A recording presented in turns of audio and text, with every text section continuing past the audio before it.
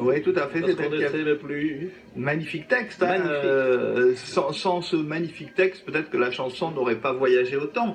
Mais c'est vrai que plus que Traîner encore, on a souvent pris Traîner comme une référence de la chanson française qui s'exporte. Et c'est vrai que Traîner a eu des tubes qui ont été repris par Harry Connick Jr., un jeune jazzman américain, par aussi tous les grands. Mais Traîner ne s'est pas exporté comme interprète. Il n'a jamais vraiment fait une carrière de chanteur à travers le monde. Ses chansons sont parties voyager, les chansons de Traîner ont voyagé, mais Traîner, lui, n'a pas vraiment voyagé. Alors que Aznavour, lui, le Carnegie Hall, c'est comme sa cantine. Hein.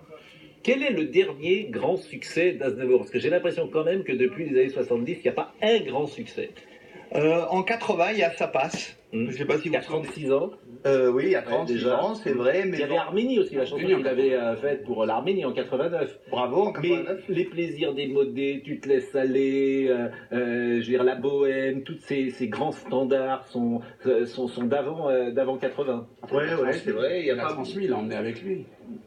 Il n'y a pas vraiment de standard au-delà des années 80. La preuve, c'est quand on voit son tour de chant, c'est vrai que heureusement que ces chansons ont traversé le temps, parce qu'autrement, il n'y aurait que des gens âgés. Et il n'y a pas que des gens âgés qui vont le voir, parce qu'on entend encore beaucoup ces anciennes chansons. Ça commence en 54 avec Viens au creux de mon épaule, Sur ma vie, et ça va durer, oui, jusqu'en 80. Mais déjà, faire plus de 20 ans de tubes, c'est extraordinaire. Il n'y a pas beaucoup de chanteurs qui arrivent à aligner des tubes pendant plus de 20 ans. 20 ans, c'est une génération.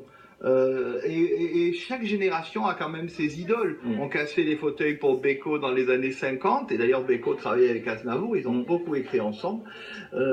C'est vraiment un phénomène. Moi je l'ai vu il y a 3-4 ans à Narbonne pour un festival Traîné. J'avais été très déçu, je le dis. Hein. Il n'était pas du tout en voix, il rentrait du Québec, c'était pas bien. Donc j'entends souvent des gens qui disent maintenant il est âgé, il n'arrive plus à chanter, il a un prompteur.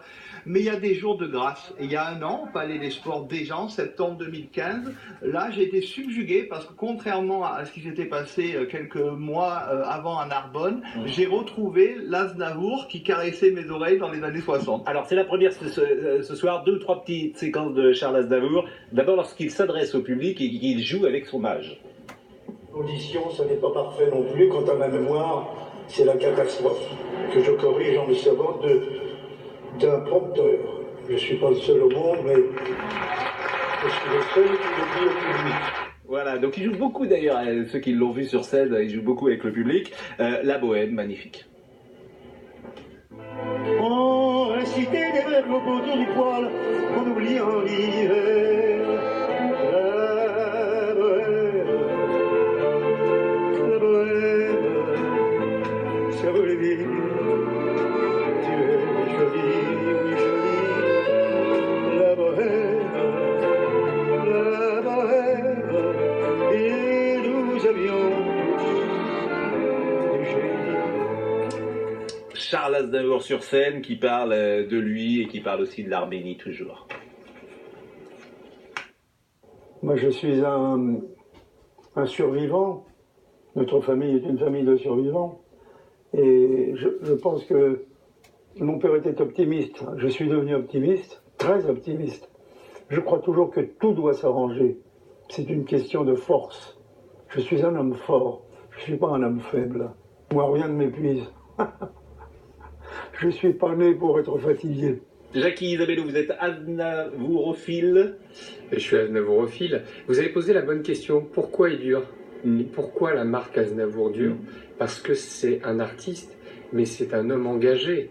On aime les combats d'Aznavour, on aime les valeurs d'Aznavour. Quand Aznavour prend la parole pour défendre telle ou telle cause, ou pour expliquer comment son histoire est reproduite et qu'il faut s'inspirer de ce qu'il a vécu, des frontières qu'il a passées, il nous inspire, et donc on a envie de continuer à aimer ses chansons parce qu'il est politique. J'ai l'impression, Philippe Tesson, qu'on pourrait reprendre ces chansons, quelqu'un d'autre que lui pourrait les reprendre, qu'elles existent par elles-mêmes, ces chansons, qu'elles sont très écrites. D'accord. Je trouve que ça, je ne suis pas très expert en matière, mais je trouve que ça n'est que par sa voix. Bien sûr, enfin, pas que par, bien sûr, mais c'est essentiellement, c'est surtout par sa voix, et c'est d'ailleurs là, c'est ça qui fait sa valeur particulière, que passent les messages.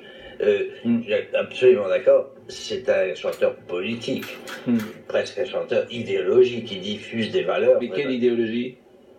Ah ben, la morale, voilà, c'est ça. la morale dans ce qu'elle a de plus traditionnel, presque normative.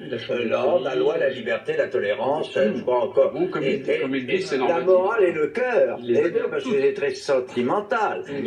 C'est profondément politique, au sens plaisir, et pas politicien. Il y avait cette chanson formidable d'ailleurs que les gens, je pense, comprennent mal lorsqu'ils l'entendent la première fois, c'est « Je suis un homme haut », comme ils disent, et non pas « Je suis un homo », comme ils disent. Nous sommes d'accord, c'est comme ça. C'était un provocateur. Déjà, chanter Mes emmerdes en 76, c'était une provocation de dire Mes emmerdes.